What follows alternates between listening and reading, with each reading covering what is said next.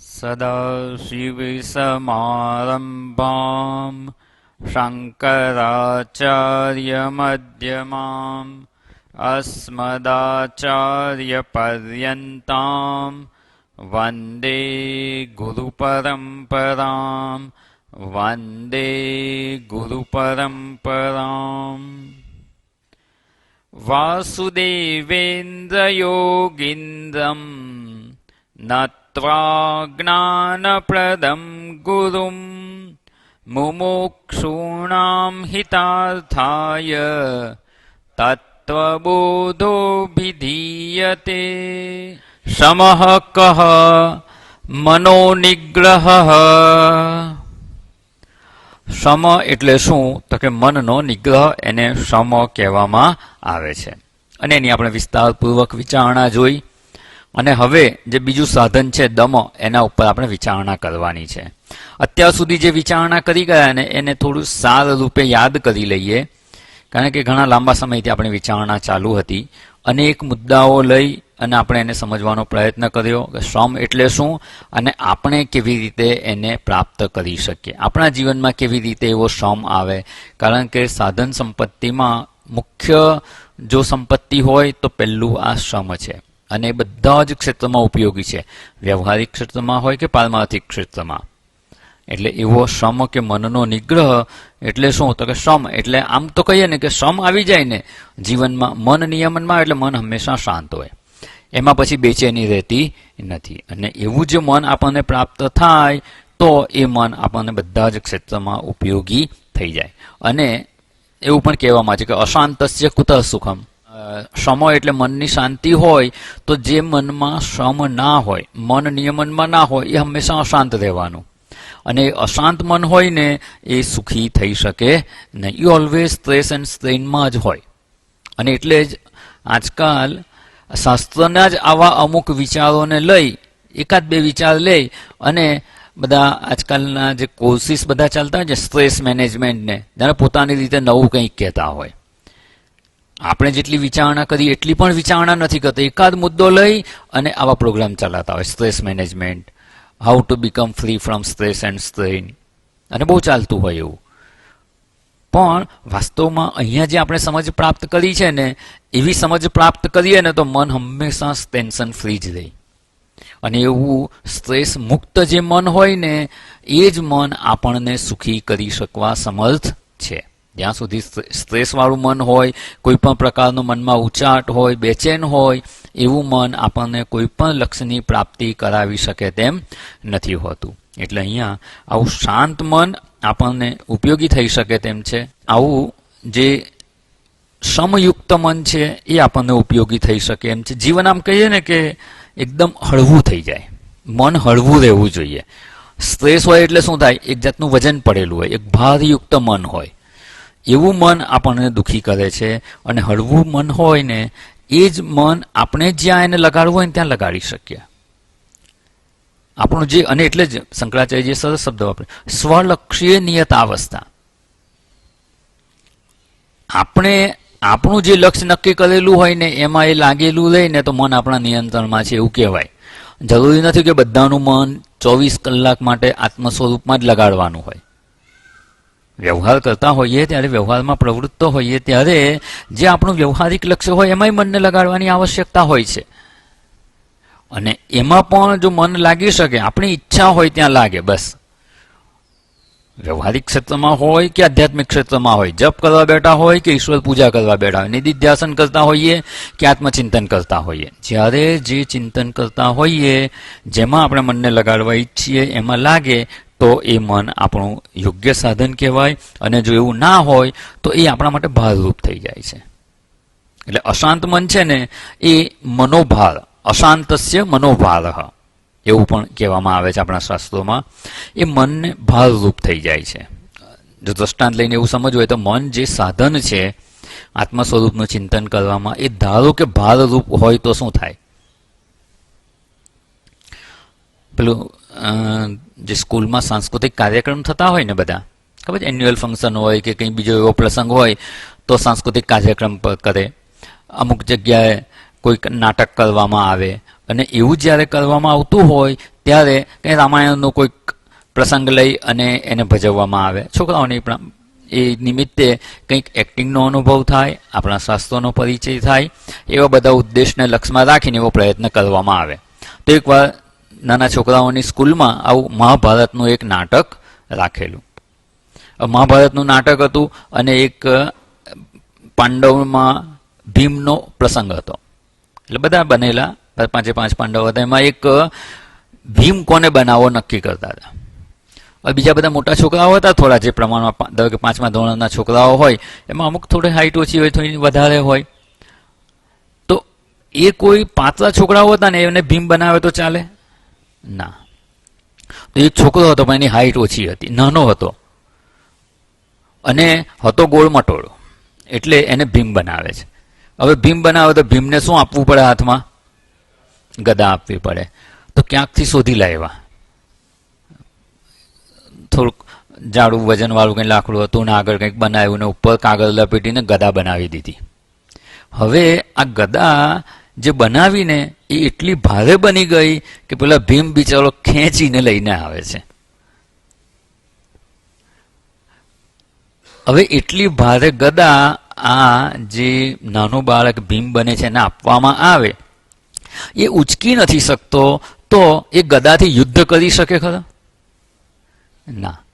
એનો ઉપયોગ કરવાનો, યુદ્ધ કરવું, અર્થાત કે અહીંયા જે કંઈ સાધન છે એનો ઉપયોગ કરવાનો હોય તો ઉચકીને ઉપયોગ કરી શકે એવું તો હોવું જોઈએ ને. એ સાધન એટલું ભારે હોય કે ઉચકાય જ નહીં, તો એનો ઉપયોગ ક્યારે કરે? એનો ઉપયોગ જ ના કરી શકાય. બસ એવી રીતે મન એ આપણું સાધન છે. મન દ્વારા આત્મચિંતન કરવાનું છે, આપણા લક્ષ્યની પ્રાપ્તિનો પ્રયત્ન કરવાનો છે. એ મન જ જો આવું ટેન્શનમાં રહેતું હોય, સ્ટ્રેસફુલ હોય, એ ભારરૂપ મન થઈ ગયું હોય, તો એ આપણે એનો યોગ્ય ઉપયોગ ના કરી શકીએ. પેલું કહે ને મહારાણા પ્રતાપ, એમની તલવાર કેટલા કિલોની હતી ખબર છે? તેમના મ્યુઝિયમમાં મૂકેલી છે. 20 કિલોની એક તલવાર હતી. બહુ સરસ, બહુ મજબૂત તલવાર. આપણને આપી હોય તો ઉચકાય જ નહીં, તો એનાથી વાર કેવી રીતે કરાય? એનો ઉપયોગ જ ના કરી શકીએ. આપણે ઉચકી શકીએ અને ઉપયોગ કરી શકીએ એવું હથિયાર કે સાધન હોય તો એ આપણને ઉપયોગી થાય. એટલે જ્યારે મન શાંત થયું હોય, સમયુક્ત હોય, તો એવું મન આપણા માટે સાધન બને છે. અને જો ભારયુક્ત થયેલું હોય, ભારરૂપ મન હોય ને, તો એ આપણા માટે સાધન નથી બનતું. એટલે જ્યારે આ મન સંસારના વિચારોમાં આસક્ત હોય, સંસારના વિષયોના ચિંતનમાં રોકાયેલું હોય અને ટેન્શન હોય, સ્ટ્રેસ સ્ટ્રેઇન હોય, ત્યારે એવું મન આપણને ઉપયોગી થતું નથી. અને આપણે એ મનનો ઉપયોગ કરવો છે તો મનને પહેલાં હળવું કરવું પડે, હલકું કરવું પડે. અને શાંત થયેલું મન જ હળવું મન કહેવાય. અને જગતના વિષયોના વિચારમાંથી શાંત થયેલું, ઉપરામ થયેલું મન આપણા માટે અતિ સાધનરૂપ બની જાય છે. એટલે આવું મન હશે. અને જો આ મન શરીરના સ્વાસ્થ્ય માટે જરૂરી છે. મોટાભાગના રોગ શેને લીધે થાય છે? બીપી, ડાયાબિટીસ, હાર્ટ એટેક મોટા ભાગે શેને લીધે થાય? બહુ સ્ટ્રેસ હોય ને તો થાય. એનો અર્થ શું થયો? શારીરિક સ્વાસ્થ્ય જોઈતું હોય ને તોય મનને સ્ટ્રેસ ફ્રી કરવું પડે. અને એ કેવી રીતે કરવાનું ને, એ જગતની કોઈ બીજી વિદ્યાશાખા નહીં જણાવી શકે. આપણું અધ્યાત્મશાસ્ત્ર જ એ જણાવી શકે તેમ છે. એટલે આપણા અધ્યાત્મશાસ્ત્ર પાસેથી માર્ગદર્શન મેળવી અને આપણે એવો પ્રયત્ન કરવાનો કે આપણું મન શાંત થાય. સમ એટલે જ શાંતિ. મનમાં શાંતિ ના હોય, ઉચાટ હોય, જગતના અનેક વિષયોમાં મન ફરતું હોય ને, એ શાંત હોઈ શકે નહીં. એટલે શારીરિક સ્વાસ્થ્ય માટે પણ સમયુક્ત હોવું જરૂરી છે મન. અને વ્યવહારિક લક્ષ્યની પ્રાપ્તિ માટે પણ, આધ્યાત્મિક લક્ષ્યની પ્રાપ્તિ માટે પણ જરૂરી છે. અને સાથે સાથે આપણી જે સમજ છે ને, જે કંઈ શાસ્ત્ર દ્વારા સમજ પ્રાપ્ત કરી છે, એ સમજને વ્યવહારમાં ઉપયોગમાં લેવી હશે ને, તોય મન શાંત હોવું જરૂરી છે. સમયુક્ત મન ના હોય અને જગતના વિષયોમાં જ પ્રવૃત્ત થતું મન હોય ને, એ આમ કહીએ ને આજની ભાષામાં કે એ મન એવું કહેવાય કે જાણે વાયરસ લાગી ગયો છે. વાયરસ એટલે ખબર છે? કોમ્પ્યુટરનો વાયરસ. વાયરસ પેલો કોરોનાને શું કહીએ છીએ, એ શું હોય છે? એ પણ વાયરસ છે. અને કોમ્પ્યુટરમાં વાયરસ લાગે તો શું આ કોરોના જેવો કોઈ જંતુ અંદર લાગી જાય છે? તો જે આપણી વાઇટલ ઇન્ફોર્મેશન છે, VIRUS, વાઇટલ ઇન્ફોર્મેશન, જે જરૂરી જીવન જીવવા માટે ખૂબ અગત્યની જે માહિતી, જે સમજ છે ને આપણી vital information resources are assets, એ આપણે જીવન જીવવા માટે ઉપયોગી સમજ છે ને એ સમજ આપણી બંધાઈ ગઈ છે. બીજા કોઈ કે એને કંટ્રોલમાં લઈ લીધી છે, આપણા કંટ્રોલમાં નથી. તો આપણા જીવનમાં આપણે જે સમજપૂર્વક જીવન જીવવું છે એવી સમજ આપણા માટે ઉપલબ્ધ નથી. વાયરસ લાગી જાય કોમ્પ્યુટરમાં એટલે શું થાય? ડેટા બધો જ છે અંદર, પણ એ ડેટાનો આપણે ઉપયોગ કરી શકતા નથી. અને એટલે આ વાયરસ લાગી જાય એટલે આ મનમાં પણ જો સમયુક્ત ના હોય ને એટલે સમજી લેવાનું કે જગતના વિષયોનો વાયરસ લાગી ગયો છે, વિષય ચિંતનનો વાયરસ છે. અને એ હશે એટલે શું થશે? કોમ્પ્યુટરમાં બધો જ ડેટા છે, પણ તમે ખોલવા જશો તો કશું ખુલશે નહીં, કોઈ ડેટાનો ઉપયોગ નહીં કરી શકો. એટલે આપણે પણ સમજ પ્રાપ્ત કરી છે કે કેવી સમજપૂર્વક જીવન જીવવાનું, રાગ દ્વેષથી કેવી રીતે મુક્ત રહેવાનું, જગતમાં વિપરીત પરિસ્થિતિ આવે તો કેવું આપણું વર્તન હોવું જોઈએ. આ બધી સમજ આપણે પ્રાપ્ત કરેલી છે. સમજ નથી એવું નહીં, વર્ષોથી સત્સંગ કરીએ છીએ. શાસ્ત્રની ઘણી બધી સમજનો ડેટા આપણી સમજમાં છે, પણ થાય છે શું? જ્યારે જરૂર પડે ને ત્યારે એ સમજ ઉપયોગી નથી થતી. પરોપદેશે પાંડિત્યમ, બીજા કોઈને કંઈ થાય ને તો આપણે તરત સલાહ આપીએ, આને આમ કરવું જોઈએ, આને તેમ કરવું જોઈએ. પણ એવી જ વિપરીત પરિસ્થિતિ આપણી સમક્ષ ઉપલબ્ધ થાય ને ત્યારે બધી જ સમજ હોવા છતાં એ સમજને આપણે એપ્લિકેશન નથી કરી શકતા, એને ઉપયોગમાં નથી લઈ શકતા. કેમ? તો કે ઉપયોગમાં લેવાનું જે સાધન છે ને મન, એમાં વાયરસ લાગી ગયો છે. હવે એ વાયરસને દૂર કરવા માટે આ શ્રમની આવશ્યકતા છે કે જેથી પ્રાપ્ત કરેલી સમજ આપણને ઉપલબ્ધ થાય, જ્યારે જરૂર હોય ત્યારે ઉપલબ્ધ થાય. એટલે આમ એવું કહેવાય ને કે ટેકનોલોજી વાપરવાની. ટેકનોલોજી કોને કહેવાય? જો અમુક શબ્દો આપણે વાપરતા હોઈએ છીએ પણ ખરેખર એનો જે મૂળભૂત અર્થ હોય ને એ ભૂલાઈ જાય છે. કંઈ પણ કહે ને કે આ તો ટેકનોલોજી વાપરે છે એટલે શું? કંઈક મશીન વાપરે છે, કંઈક મશીન વાપરીને એનો ઉપયોગ કરે છે એટલે ટેકનોલોજી વાપરે છે, એવું જ કહીએ ને. ટેકનોલોજીનો ઉપયોગ કરો એટલે શું? વાસ્તવમાં એવું નથી. જે વિજ્ઞાને શોધ કરી છે, વિજ્ઞાનના સિદ્ધાંતો છે, એને કોઈક પ્રકારે જીવનમાં ઉપયોગમાં લઈએ ને તો એને ટેકનોલોજી કહેવાય. વિજ્ઞાને તો શોધ કરી નાખી, મોટરની શોધ કરી, અને એના પરથી મિક્સર બનાવીએ અને એને રસોડાના મસાલા ખાંડવામાં કે એમાં ઉપયોગ લઈએ, ચટણી બનાવવા, કંઈક પણ કરવામાં, એ જે સાયન્સની શોધ થયેલી છે, સાયન્સના સિદ્ધાંતો છે, એનો ઉપયોગ આપણા જીવનમાં કરીએ ને તો એને ટેકનોલોજી કહેવાય.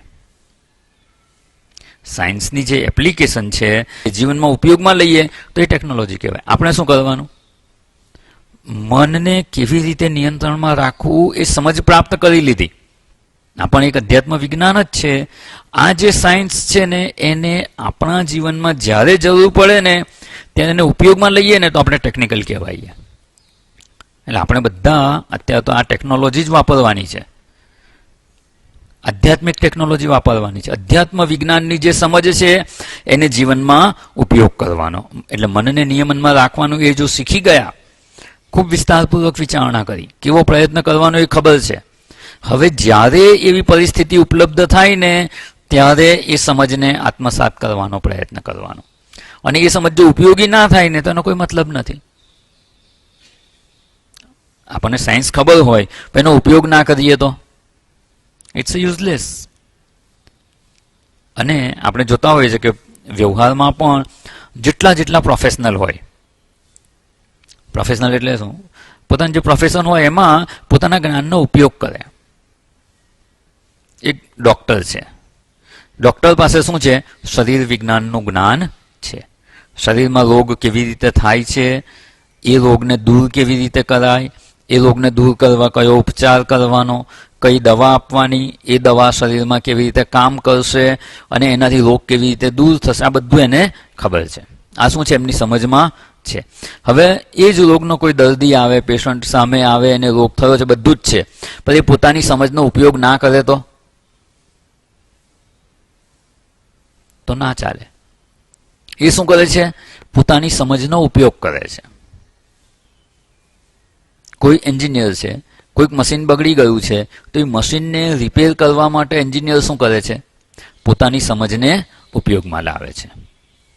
તો જે રીતે કોઈ પ્રોફેશનલ વ્યક્તિ પોતાની સમજને પોતાના વ્યવહારિક ક્ષેત્રમાં ઉપયોગમાં લાવે છે, બસ એવી જ રીતે આપણે પણ એક પ્રોફેશનલ મુમુક્ષુ છીએ એવું સમજવાનું. આપણે કોણ છીએ? પ્રોફેશનલ મુમુક્ષુ છીએ. અને પ્રોફેશનલમાં શું, વેપારી ધંધો કરતો હોય તો બધું જ છોડીને એનું મુખ્ય કામ શું હોય? એનું ધ્યાન ક્યાં હોય? વેપારમાં જ હોય.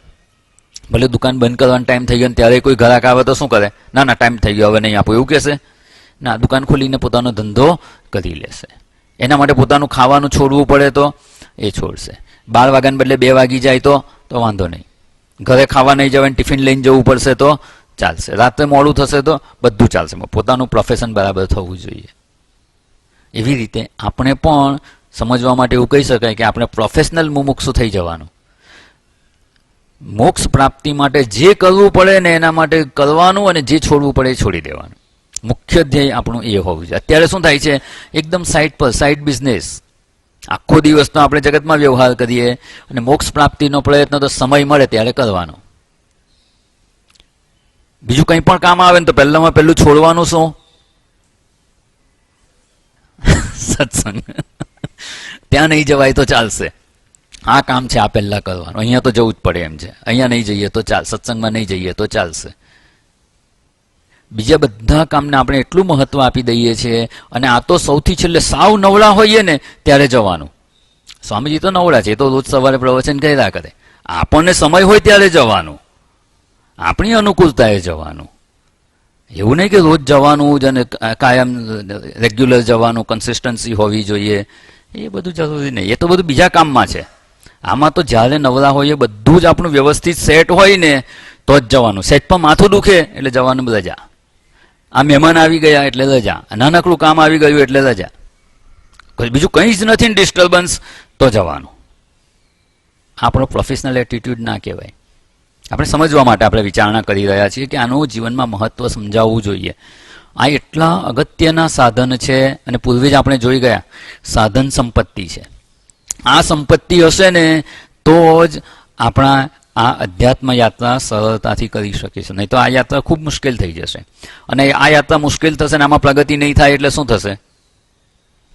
મોક્ષની પ્રાપ્તિ નહીં થાય. આ જીવન વ્યર્થ જશે, અને જન્મ જન્માંતર સુધી આ જ કરતા રહેવાનું. કાયમ દુઃખી થતા જ રહેવાનું. દુઃખથી મુક્ત થવાનો આ એક જ અવસર મનુષ્ય જન્મમાં ઉપલબ્ધ થયો છે, અને એને વેડફી દઈએ છીએ તો એ યોગ્ય કહેવાય નહીં. એટલે આપણે આને સજાગતાપૂર્વક ઉપયોગ કરવાનો પ્રયત્ન કરવાનો, કે આ કેવી રીતે આપણે ફૂલ એટેન્શન આપી શકીએ, સારામાં સારી રીતે કેવી રીતે પ્રયત્ન કરી અને આગળ વધી શકીએ. અને જ્યારે જીવનમાં વિપરીત પરિસ્થિતિ પ્રાપ્ત થાય ત્યારે શાસ્ત્રની સમજને ઉપયોગમાં લેવાની. વિપરીત પરિસ્થિતિ નહીં આવે એવું નથી. સત્સંગ કરીએ એટલે શું વિપરીત પરિસ્થિતિ ન આવે? એ તો પ્રારબ્ધગત આવે જ. એમાં આપણે ડિસ્ટર્બ ના થઈએ. આપણે અધ્યાત્મ માર્ગે આપણી પ્રગતિ ચાલુ રાખી શકીએ, અને જગતની કોઈ પણ વિપરીત પરિસ્થિતિ આપણને ડિસ્ટર્બ ના કરે. મનથી આપણે ડિસ્ટર્બ ના થઈએ, મન આપણું શાંત રાખી શકીએ, તો એના માટે આપણે આ પ્રયત્ન આવશ્યક છે. એટલે સમહ મનોનિગ્રહ, મનનું નિયમન, માત્ર આટલું જ કહ્યું છે, પણ એની પાછળ શાસ્ત્રની આટલી વિચારણા કરવી અનિવાર્ય છે. અને તો જ આપણે મનને નિયમનમાં રાખી શકીએ. મન નિયમનમાં ના રહે તો ક્યાં જતું રહે? જો એને ક્લાસિફિકેશન કરવું હોય ને સમજવા માટે, તો મન ક્યાં ક્યાં જાય છે? તો કે 3 જગ્યા જાય. મન આપણા નિશ્ચિત ધ્યેય સિવાય બીજે ક્યાંય જતું હોય તો ક્યાં જાય? તો કે કોઈક દેશનો વિચાર કરે. આ જગ્યાએ ગયો હતો, આ જગ્યાએ આમ હતું, આ જગ્યાએ તેમ છે. કોઈક દેશનો વિચાર હોય, અથવા પહેલા આમ હતું, અમે નાના હતા ને ત્યારે તો આમ હતું, પહેલા આમ થતું હતું, પછી આમ થશે. આ દેશનો વિચાર હોય, કાળનો વિચાર હોય, અથવા કોઈક વસ્તુનો વિચાર હોય. 3 જ વસ્તુ હોય: દેશ, કાળ અને વસ્તુ. આપણી ઈચ્છા વગર મન સ્વતંત્ર રીતે જો કોઈ પણ દેશ કાળ કે વસ્તુનો વિચાર કરે ને તો એ મન અનિયંત્રિત છે, આપણા નિયમનમાં નથી એવું કહેવાય. અને એ જ ત્રણ વસ્તુમાં આપણી ઈચ્છા પ્રમાણે પ્રવૃત્ત થાય. આપણે નક્કી કરીએ કે આ વિષયનો કે આ વસ્તુનો વિચાર કરવો છે એટલે વસ્તુ આવી ગઈ. અહીંયા આ દેશનો વિચાર કરવો છે કે આ વિષય જે વિચાર કરીએ એમાં દેશ આવી ગઈ, વસ્તુ આવી ગઈ. અને આટલો સમય મારે આ વિચાર કરવો છે, આટલો સમય મારે મનને આ વિષયમાં એકાગ્ર કરવું છે કે પરોવી રાખવું છે.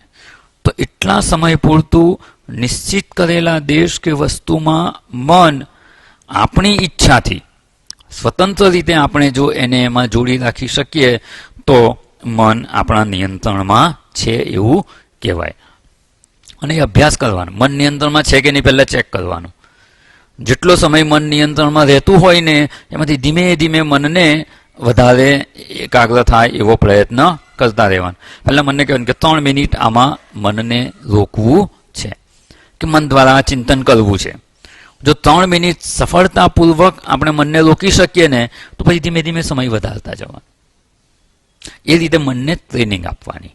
અને મન ધીમે ધીમે ટ્રેન થશે તો પછી જ્યારે ઈચ્છીશું ત્યારે એ વિષયમાં મનને એકાગ્ર કરી શકીશું. નહીં તો શું છે કે ક્યાંક ને ક્યાંક બીજે જતું જ રહે. કબીરજીનું એક સરસ વાક્ય છે. કબીરજી કોણ હતા ખબર છે? એ કામ શું કરતા હતા? વણકર હતા. એટલે એમણે એમનું જ દ્રષ્ટાંત આપી દીધું. કબીરજીને પોતે કહે છે, બેઠે થે હરિભજન કો. શું કરવા બેઠા હતા? બેઠે થે હરિભજન કો ઓટન લગે કપાસ. શું કરવા બેસી ગયા? કપાસ કાંટવા, રૂ કાંટવા બેસી ગયા કે વણવા બેસી ગયા, વસ્ત્ર વણાટ કરવા બેસી ગયા. અર્થાત શું? મન દ્વારા નક્કી કરેલું કે મારે હરિભજન કરવું છે, પરમેશ્વરમાં મન એકાગ્ર કરવું છે, ધ્યાન કરવું છે, જપ કરવા છે. અને જપ કરવા બેઠા, હરિભજન કરવા બેઠા અને મન શું કરવા લાગી ગયું? શરીરથી નહીં, મનથી. મન ક્યાં જતું રહ્યું? અનેક સમયના જે સંસ્કાર છે એ કામમાં લાગી ગયું. મન જ્યાં લગાડવું છે ત્યાં લાગતું નથી, નથી લગાડવું ત્યાં લાગી જાય છે. એટલે મન જે સંસ્કાર આપણા મનમાં ભેગા કરેલા છે ને એમાં જ જતું રહે છે. ત્યાંથી એને પાછું લાવવાનું શીખવાનું. કેવી રીતે પાછું લાવવાનું? વિરજ્ય વિષય વ્રાતા દોષ દ્રષ્ટ્યા. આપણે એની વિસ્તારપૂર્વક વિચારણા કરી ગયા છીએ. અત્યારે ખાલી સાર રૂપે જોઈએ છે. એક સરસ નાનકડી કથા છે એ આ વિચારને બહુ સ્પષ્ટ થઈ જશે.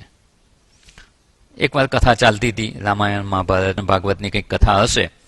અને એમાં જઈને એક શેઠ બેઠા. સાંભળતા સાંભળતા ઝોકું આવી ગયું.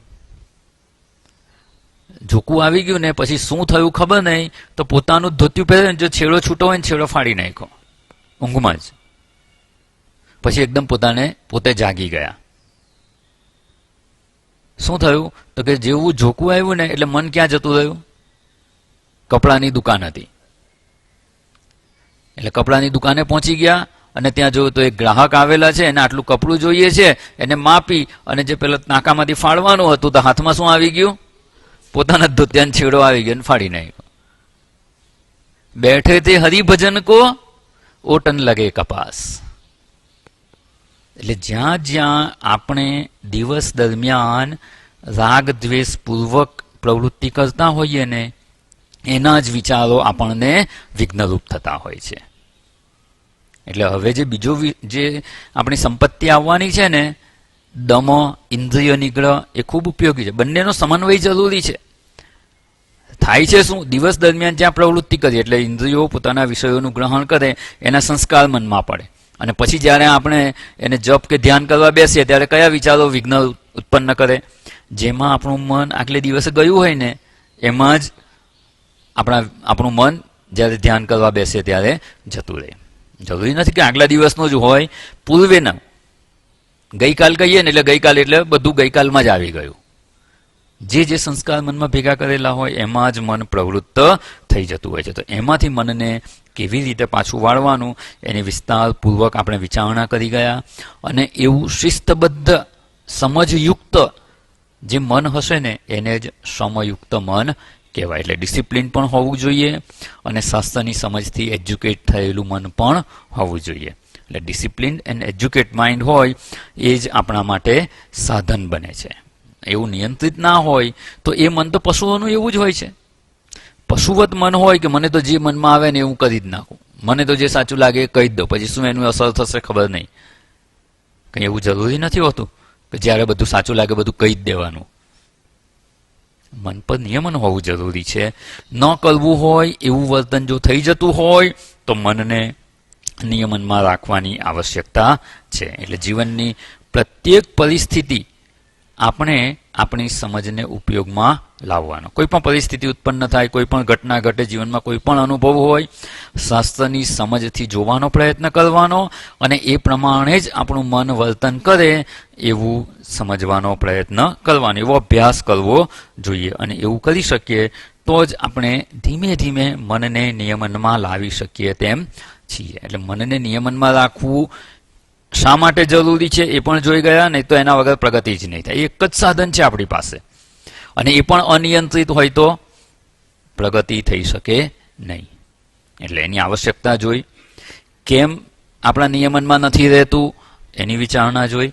કેવી રીતે નિયમનમાં લાવવાનું એ આપણે જોયું અને નિયમનમાં આવી જશે તો કેવા લાભ થશે એની પણ વિચારણા જોઈ. અને ત્યારબાદ હવે જે બીજું સાધન છે એના ઉપર આપણે વિચારણા કરવાની છે. બીજું સાધન કયું છે? સાધન નહીં, અહીંયા સંપત્તિ કહેવામાં આવે છે. બીજું સાધન શું છે? દમઃ. દમ આખો મ છે. દમ એવું નહીં બોલવાનું, દની ઉપર અનુસ્વાર નથી. દમઃ સંસ્કૃતમાં બોલીએ તો દમઃ, ગુજરાતીમાં બોલીએ તો દમ. તો અહીંયા આ જે ગદ્ય છે એનું ઉચ્ચારણ કરીશું અને પછી એની વિચારણામાં આગળ વધીશું. દમઃ કહ ચક્ષુરાદિ બાહ્યેન્દ્રિય નિગ્રહ.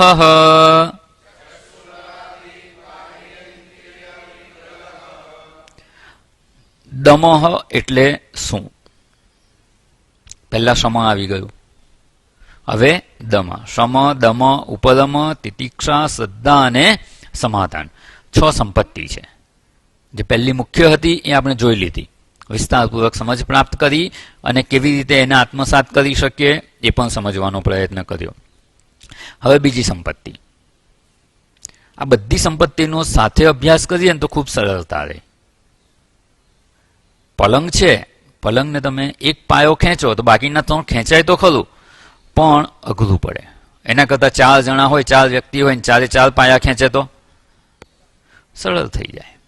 એટલે આપણે આ 6 સંપત્તિનો પ્રયત્ન કરવાનો છે. એમાં શ્રમની સાથે દમ હશે ને તો દમનો પ્રયત્ન કરીશું તો શ્રમ ખૂબ સરળતાથી આપણે આત્મસાત કરી શકીશું. અને સમ હશે તો દમ આવશે, દમ હશે તો સમ આવશે. એટલે બંનેનો સાથે અભ્યાસ કરવાની આવશ્યકતા છે. તો દમઃ કહ એવું જ્યારે પૂછવામાં આવે ત્યારે એનો જવાબ આપવામાં આવે છે ચક્ષુઃ આદિ. ચક્ષુ, ચક્ષુ એટલે ચક્ષુ ઇન્દ્રિય, જેના દ્વારા આપણે રૂપ દર્શન કરીએ છીએ. તો ચક્ષુ આદિ એટલે વગેરે બાહ્ય ઇન્દ્રિય નિગ્રહ. અહીંયા પણ નિગ્રહ છે. નિગ્રહ એટલે નિયંત્રણ કે નિયમન. જે આપણે સમમાં વિચારણા કરી ગયા એટલે અહીંયા ફરી એ વિષય નથી જોતા કે નિગ્રહ એટલે નિયમન કરવું એટલે સાવ રોકી દેવું એવો અર્થ નથી. આપણી ઈચ્છા પ્રમાણે, જે પ્રાણાયામમાં જોયું હતું, પ્રાણાયામ આપણી ઈચ્છા પ્રમાણે શ્વાસોચ્છ્વાસ ચાલે. વાહન વ્યવહારનું નિયમન કરનાર ટ્રાફિક પોલીસ વાહન વ્યવહારને ચાલવા જ દે છે, પણ પોતાની ઈચ્છા પ્રમાણે. પહેલા એમને ચાલતો હતો. બસ એવી જ રીતે ચક્ષુ વગેરે બાહ્ય ઇન્દ્રિયોનો નિગ્રહ કરવો કે નિયમન કરવું એટલે શું? તો કે ચક્ષુ ઇન્દ્રિયોનું કામ શું છે? તો કે પોતાના વિષયનું ગ્રહણ કરવું. બાહ્ય ઇન્દ્રિય છે એટલે બહાર રહેલા વિષયોનું એ ગ્રહણ કરે છે. તો બહાર રહેલા વિષયોનું ગ્રહણ કરે છે, એમાંથી અટકાવવાનું નથી. પણ થવું જોઈએ શું? આપણી ઈચ્છા પ્રમાણે ગ્રહણ કરે. આપણે ઈચ્છે ત્યારે ગ્રહણ કરે અને ન ઈચ્છે ત્યારે ના કરે. જે વિષયનું ગ્રહણ કરવા ઈચ્છે એનું જ ગ્રહણ કરે. એની આગળ આપણે વિસ્તારપૂર્વક વિચારણા કરીશું કે અત્યારનું આપણી ઇન્દ્રિયોનું વર્તન કેવું છે અને કેવું હોવું જોઈએ.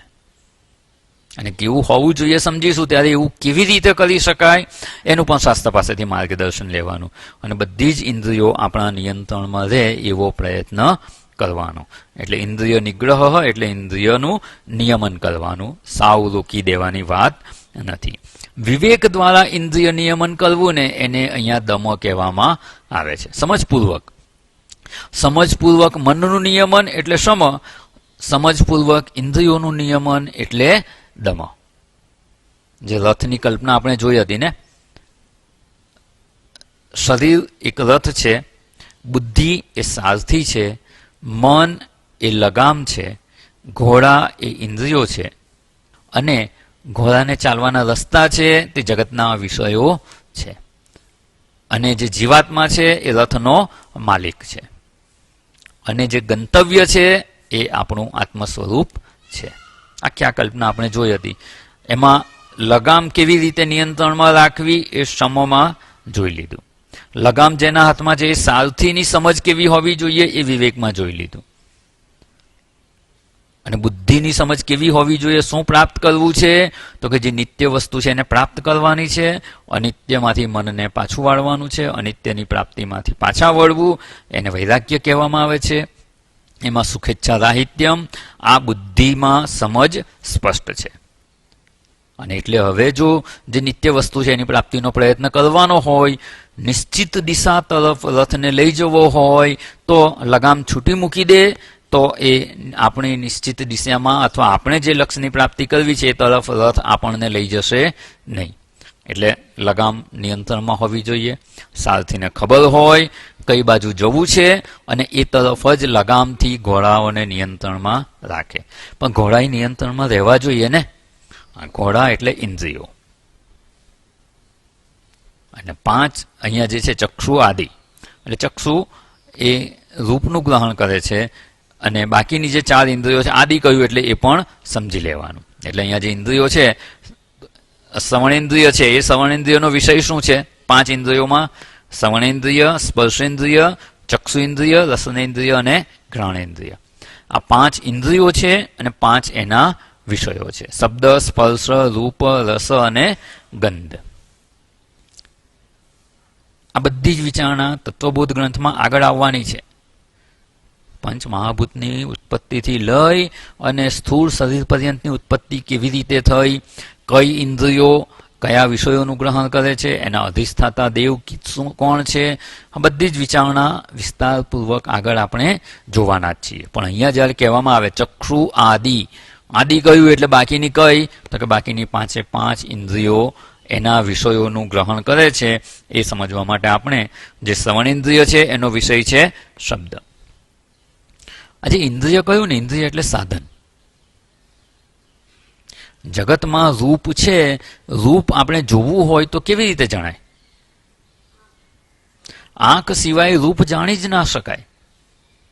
આ કેસરી રંગ છે એ આંખ સિવાય બીજી કોઈ રીતે જાણી શકાય જ નહીં.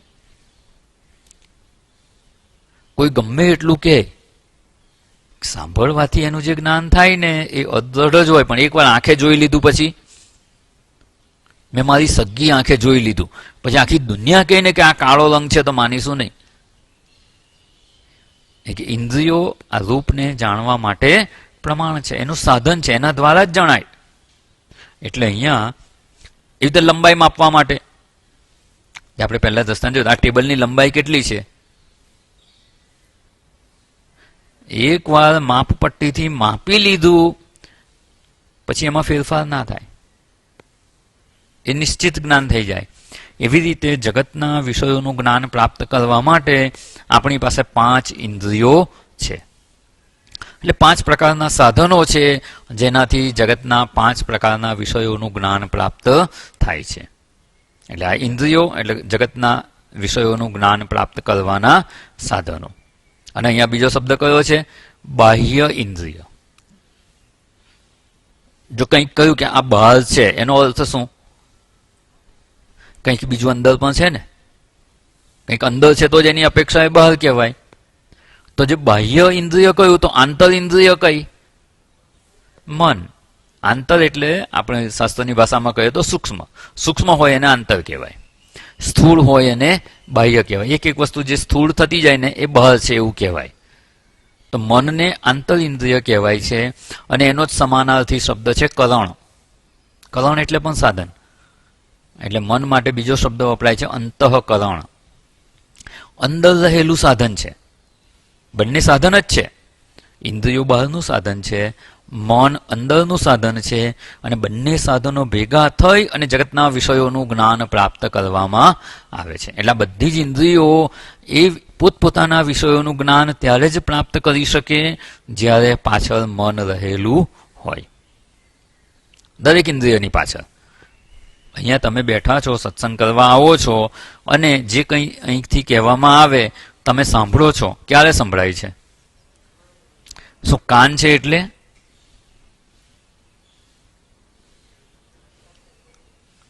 કાનની પાછળ મન ના હોય તો? ધારો કે પેલા શેઠ કથામાં બેઠા અને મન દુકાને પહોંચી ગયું, અને એટલો સમય જે કંઈ બોલાયું એ શું કાનમાં નથી ગયું? કાનમાં તો ગયું જ છે, પણ એનું શ્રવણ થયું નથી, કારણ કે મન નથી. બંને ઇન્દ્રિયો જોઈએ, અંતર અને બાહ્ય. એટલે અહીંયા બાહ્ય ઇન્દ્રિયોનું નિયમન કરવું એને દમ કહેવામાં આવે છે, અને આંતર ઇન્દ્રિયોનું નિયમન એને આપણે શ્રમ દ્વારા જોઈ ગયા. એટલે મન જો નિયમનમાં નહીં હોય, શ્રમયુક્ત નહીં હોય, તો 1 કલાકના શ્રવણમાં 10 વાર બીજે જતું રહે મન. દ્રષ્ટાંત રૂપે જોઈએ, 1 કલાકના શ્રવણમાં 10 વાર બીજા વિચારોમાં મન જતું રહ્યું, તો એ શ્રવણ કરેલું આત્મસાત નહીં થાય જલ્દી. એટલે શ્રવણ કરવું હશે ને તોય મન નિયમનમાં હોવું જરૂરી છે. શ્રમયુક્ત મન હશે ને અને એકાગ્રતાપૂર્વક 1 કલાકમાં બીજો કોઈ જ વિચાર ન આવે એવી રીતે જો શ્રવણ કરી શકાય ને, તો પ્રાપ્ત થયેલી સમજ આપણને ઉપલબ્ધ થશે. એ તો થાય છે શું? જે સમજ સમજાવવામાં આવે, શાસ્ત્ર દ્વારા જે જ્ઞાન પ્રદાન કરવામાં આવે, એ પૂરેપૂરી સમજાતી નથી. પેલું વિદ્યાર્થીનું દ્રષ્ટાંત જોયું હતું એવું. 6 પેરેગ્રાફ યાદ કરવાના હોય, એમાં વચ્ચેના 1 કે 2 પેરેગ્રાફમાં મન બીજે જતું રહ્યું, પછી જ્યારે યાદ કરવા બેસે ને તો આખું એક સાથે યાદ નથી આવતું. એવી રીતે સત્સંગમાં પણ કલાકના સત્સંગ દરમિયાન જો વચ્ચે વચ્ચે મન બહાર જતું રહે અને પછી તમે યાદ કરવા બેસો તો પછી યાદ ના, થોડુંક યાદ આવે પછી વચ્ચેનું જતું રહ્યું. એટલે ઘણા કહે ને કે સાંભળીએ છીએ, શ્રવણ કરીએ ત્યારે તો બધું સમજાય છે, પણ પછી એ યાદ આવતું નથી. તો કેમ એવું થાય છે? હવે સમજાઈ જશે. પાછળથી મન છટકી જાય છે. સ્થૂળ શરીરથી તો આપણે જઈ શકીએ એમ નથી, એ તો કલાક આવીને બેઠા એટલે બેઠા. પણ માત્ર સ્થૂળ શરીરથી આવીને બેસી રહેવાથી શ્રવણ થઈ ગયું એવું સંભવ નથી. એના માટે શ્રવણેન્દ્રિય પણ હોવી જોઈએ, સાથે એ પણ નિયમનમાં હોવી જોઈએ. નહીં તો થાય શું? જેવી રીતે મન બીજા વિચારોમાં જાય છે ને, એવી શ્રવણેન્દ્રિય પણ આ શબ્દો જે સાંભળવાના છે એને બદલે બીજું બીજું શ્રવણ કરે.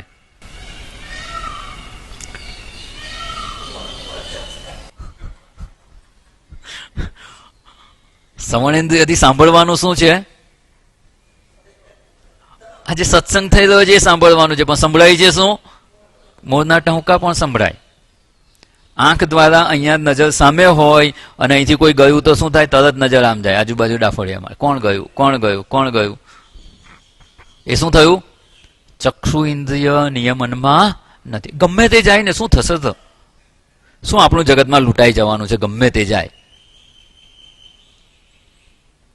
પણ ના, ક્યુરિયોસિટી છે. કોણ ગયું, કોણ ગયું, અવાજ શેનો આવે છે, શું કહ્યું, પેલાને શું કહ્યું. આ જે ઇન્દ્રિયો જે એક જ વિષયમાં આપણે એને એકાગ્ર કરવી છે કે આ જ વિષયનું ગ્રહણ કરે, કારણ કે નિયમનમાં રાખવાની છે. એક અભ્યાસ કરવાનો, થોડોક સમય પ્રયત્ન તો કરો કે આટલો સમય મારે આ ઇન્દ્રિય દ્વારા આ જ કામ કરવું છે, એટલો સમય બીજું નહીં કરવો. તો ખબર પડશે કે આપણે ઇન્દ્રિયો પણ આપણા નિયંત્રણમાં નથી. નહીં તો ખબર જ નથી પડતી કે ઇન્દ્રિયો નિયમનમાં નથી. એની મેળે પોતાનો વ્યવહાર કરતી રહે છે. પણ ઇન્દ્રિયોને જ્યારે કંઈક સ્પેસિફિક જોબ આપવામાં આવે કે આટલો સમય આ જ કરવાનું છે, ત્યારે ખબર પડશે કે એટલો થોડોક સમય પણ ઇન્દ્રિયો એમાં નથી રહેતી. માત્ર મન નથી રહેતું એવું નહીં, ઇન્દ્રિયો પણ નથી રહેતી. સાંભળવા બેઠા ને કંઈક બીજા બીજા અવાજો પણ અંદર આવી જ જતા હોય છે, અને એમાં મન જાય તો જ એ શ્રવણ થાય. હમણાં મેં અત્યારે ધ્યાન દોડ્યું કે આ પ્રવચનની સાથે સાથે મોરના ટહુકાનો પણ અવાજ સંભળાય છે. તો શું એ પહેલા અવાજ નહોતો આવતો? પણ તમને સંભળાયો હતો? નહોતો સંભળાયો, કઈ ધ્યાન નહોતું. જેવું એના તરફ ધ્યાન ગયું ત્યારે એ ખાલી હું જે મુદ્દા પર વિચાર કરું છું ત્યારે મેં મોરને કહી રાખેલું કે એ જ વખતે બોલજે, બાકી બોલતો નહીં. ના, એનો ટહુકો તો ચાલુ જ છે, પણ આપણું મન એ બાજુ નહોતું એ વખતે શ્રવણેન્દ્રિયની પાછળ, કે મન શ્રવણેન્દ્રિય એ ટહુકાનો અવાજ સાંભળે ત્યાં સુધી તમારું મન અહીંયા એકાગ્ર હતું. પણ એ એકાગ્ર લાંબો સમય રહે છે ખરું? જો લાંબો સમય આપણે ઈચ્છીએ તે વિષયમાં આપણી ઇન્દ્રિયો એકાગ્ર થઈ શકતી હોય, નિયમનમાં રહેતી હોય, તો દમ આપણને પ્રાપ્ત છે એવું કહેવાય. ના હોય તો દમ કેળવવાનો પ્રયત્ન કરવાનો છે. બધી જ ઇન્દ્રિયો, પાંચે પાંચ ઇન્દ્રિયો, શ્રવણેન્દ્રિય દ્વારા શબ્દ શ્રવણ. આ દમ નથી કેળવ્યો ને એટલે જ શ્રમ નથી થતો. આ શ્રમ ક્યારે થાય? દમ હશે તો જ શ્રમ સરળ થઈ જશે. એ આપણે વિચારણા પર આગળ પહોંચવાનું છે. આની અગત્યતા ખૂબ છે. અને આ નહીં હોય ને તો આધ્યાત્મિક પ્રગતિ થતી જ નથી. પ્રેક્ટિકલી કહીએ ને તો ઝીરો. જેટલું શ્રવણ કરીએ ને જેટલો પ્રયત્ન કરીએ ને બધું ધોવાઈ જાય, જો શ્રમ અને દમ નહીં હોય તો. એ આપણે સમજવાનો પ્રયત્ન કરવાનો છે કે આ નહીં હોય તો કેટલું નુકસાન થાય છે, કેવી રીતે આપણને વિઘ્નરૂપ થાય છે. અને એટલે એની અગત્યતા સમજી અને શ્રમ અને દમને પ્રાપ્ત કરવાનો સજાગતાપૂર્વક આપણો પ્રયત્ન હોવો જોઈએ. એટલે કહ્યું ને કે પ્રોફેશનલ એટીટ્યુડ રાખવાનો. એક પ્રોફેશનલ માણસ પોતાના પ્રોફેશનમાં જેવી રીતે એકાગ્ર થઈ અને બીજું બધું છોડીને એમાં પ્રયત્ન કરે છે, એવી રીતે આપણે પણ આ સાધન સંપત્તિ પ્રાપ્ત કરવાનો પ્રયત્ન કરતા રહેવાનો. ભલે એના માટે જગતમાં કંઈક થોડું છોડવું પડે ને તો છોડી દેવાનું, એ છૂટેલું કાલે ફરી મળશે. પણ આ પ્રાપ્ત નહીં કરીએ એનો આ કંઈ પ્રારબ્ધગત આપણને પ્રાપ્ત થશે નહીં. એટલે આમાં તો પ્રયત્નની આવશ્યકતા છે જ. એટલે અહીંયા આપણે જે વિચાર કરવાનો છે, શ્રવણેન્દ્રિયનો વિષય છે શબ્દ. પછી આવે છે સ્પર્શેન્દ્રિય, જે પાંચ ઇન્દ્રિયો છે, જ્ઞાનેન્દ્રિયો, જેના દ્વારા જગતના પદાર્થોનું જ્ઞાન પ્રાપ્ત કરીએ છીએ. અને યાદ રાખવું હોય તો કેવી રીતે યાદ રખાય ખબર છે? કેવી રીતે યાદ રાખવાનું? આપણું મોઢું યાદ રાખવાનું. આ મોઢામાં પાંચે પાંચ ઇન્દ્રિયો આવી ગઈ. શ્રવણેન્દ્રિય એટલે શબ્દોનું જ્ઞાન શ્રવણેન્દ્રિયથી થાય. પછી સ્પર્શેન્દ્રિય, આ ચામડી તો છે જ, આખા શરીરમાં છે તો મુખ પર પણ છે જ, એટલે સ્પર્શેન્દ્રિય દ્વારા સ્પર્શનું જ્ઞાન થાય. ચક્ષુ ઇન્દ્રિય, એના દ્વારા રૂપનું જ્ઞાન થાય. અને રૂપ કહીએ ને ત્યારે બે વસ્તુ એમાં આવી જાય, રંગ અને આકાર. રંગ અને આકાર આ ક્લિપ છે. એનું રૂપ એટલે શું? તો કે એનો રંગ આવો છે અને એનો આકાર. રંગ અને આકાર બંને ભેગા થાય એને રૂપ કહેવામાં આવે છે. એટલે રૂપ એનું જ્ઞાન થાય છે ચક્ષુ ઇન્દ્રિયથી. પછી છે રસનેન્દ્રિય. રસનેન્દ્રિય એટલે રસ કે સ્વાદ. સ્વાદનું જ્ઞાન શેનાથી થાય છે? જીવવા ઇન્દ્રિયથી, એ પણ મુખમાં છે. અને ઘ્રાણેન્દ્રિય, નાક, એના દ્વારા ગંધનું જ્ઞાન થાય. એટલે પાંચ પ્રકારના વિષયો, અને પાંચ પ્રકારના વિષયોમાં આખું જગત આવી ગયું. કોઈ પણ વસ્તુ લો એમાં પાંચમાંથી એક વિષય તો હશે, એક કરતા વધારે હોઈ શકે. પુષ્પ છે, પુષ્પમાં કેટલા વિષયો છે? આંખથી દેખાય છે, રૂપ છે. નજીક આવીને સુગંધ લેવાનો પ્રયત્ન કરવામાં આવીએ, ગુલાબનું હોય, સરસ સુગંધિત હોય પુષ્પ, તો સુગંધ પણ આવે. આવીને આપણે જોઈ પણ શકીએ કે પ્લાસ્ટિકનું છે કે સાચું છે. ઘણી વાર સુગંધ આવતી હોય એમાં પ્લાસ્ટિકનું હોય, ઉપર પેલું સ્પ્રે છાંટેલું હોય સુગંધિત, તો સુગંધ આવતી હોય પણ પ્લાસ્ટિકનું હોઈ શકે. એટલે આ બધા વિષયો એમાં રહેલા છે. એનું જ્ઞાન પ્રાપ્ત કરવાની આપણી પાસે આ ઇન્દ્રિયો છે. અને આ બધી ઇન્દ્રિયો ત્યારે જ પોતાના વિષયનું ગ્રહણ કરી શકે જ્યારે એની પાછળ મન હોય. બાકી અમુક ઇન્દ્રિયોને આપણે બંધ કરી શકીએ એમ, ઇન્દ્રિયો ખુલ્લી જ છે. આંખ ખુલ્લી છે, કાન ખુલ્લા છે, નાક ખુલ્લું છે, એને બંધ કરી શકીએ એમ નથી. પણ અત્યારે મહારાજ કોઈક વસ્તુ બનાવે છે અને વઘાર કરે, વઘારની સુગંધ અત્યારે અહીંયા આવે છે કે નહીં? કોઈનું નાક બહુ તેજ હોય તો સુગંધ આવી પણ જાય. પણ જો એ સમયે તમારું મન શ્રવણ કરવામાં રોકાયેલું હોય તો એ સુગંધનું જ્ઞાન નહીં થાય. એટલે જે ઇન્દ્રિયો એના વિષયોને ગ્રહણ કરે પણ એની પાછળ જો મન ના હોય તો એનું જ્ઞાન થતું નથી. અને જેની પાછળ મન હોય એ વિષયોનું જ્ઞાન થાય છે. એટલે અહીંયા આપણે જે બાહ્ય ઇન્દ્રિય નિગ્રહ, ચક્ષુ આદિ બાહ્યેન્દ્રિય નિગ્રહ, એટલે ચક્ષુ વગેરે જે ઇન્દ્રિયો છે એ પોતપોતાના વિષયોનું ગ્રહણ કરે છે, એનું ઉપર નિયમન હોવું જોઈએ.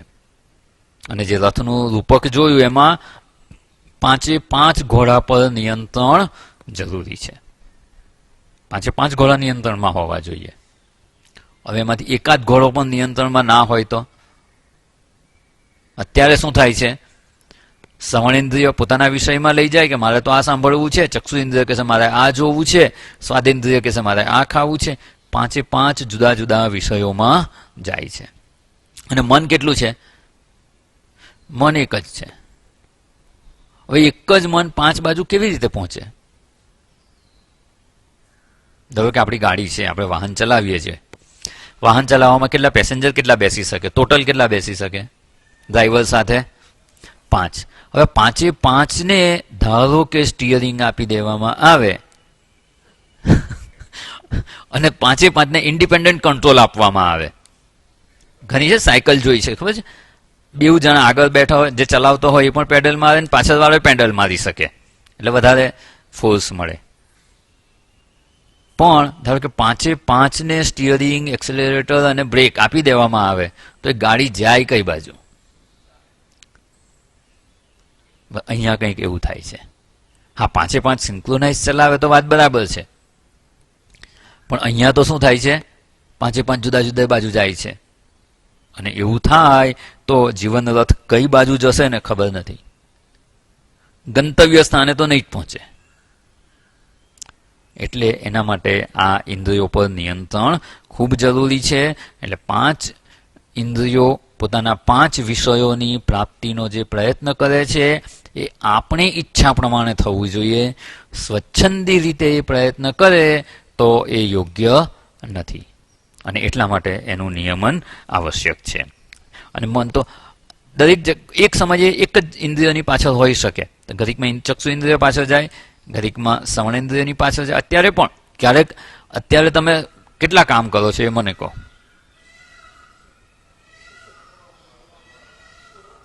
એટલે 2 કામ તો થયા ને. શું મન એક સાથે 2 જગ્યાએ હોઈ શકે ખરું? તમે જ્યારે જુઓ છો ને ત્યારે સાંભળતા નથી, સાંભળો છો ને ત્યારે જોતા નથી.